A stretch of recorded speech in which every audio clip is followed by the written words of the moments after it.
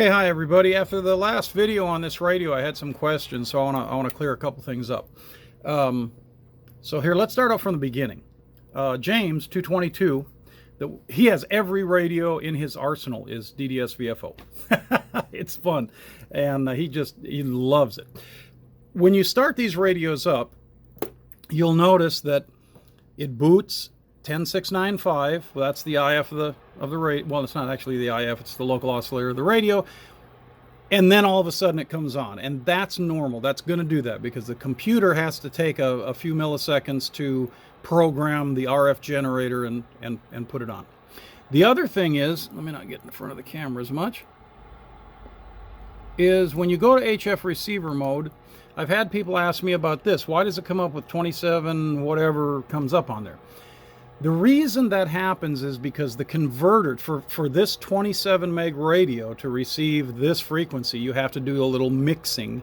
So the radio is actually receiving right here, and it's receiving what the mix is between this frequency and the IF frequency for the mixer. So just know that you don't have to worry about this frequency. You can move the clarifier and that frequency moves, and I'll show you why. What that does. Okay, you'll never stop listening to the frequency you're selected on. But let's go over here, and I think there's one of those little birdies. If you know what birdies are, let's see, I think it was on 65 that there's one I can find. No, oh, it was on sideband. Yeah. So there's a birdie. That's something being generated because of the mix and all the things that are happening. So if you run into that where you have a solid carrier and man, I want to listen to my buddy, or I want to listen to that net, all you do is move the clarifier in HF receiver mode, and you notice that birdie goes away.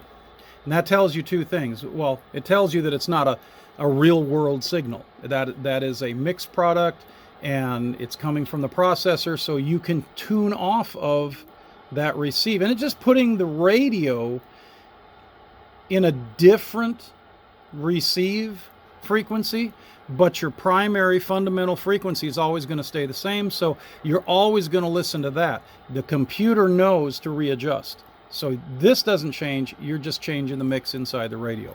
Anyway, again, if you get a birdie while you're tuning around, then just move the clarifier to see if it's actually a real world signal or not. As you dial,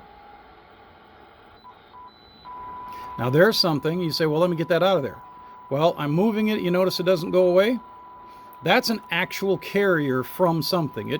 Now, it could be from the radio. It could be from one of the power supplies or the pieces of equipment here. Or it could be out, in the world somewhere there's a carrier out there. If you can't move it, then you know it's on frequency and you're just out of luck.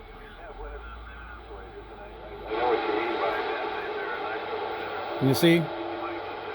You move that around and his voice isn't changing. So you know that's an on-frequency signal.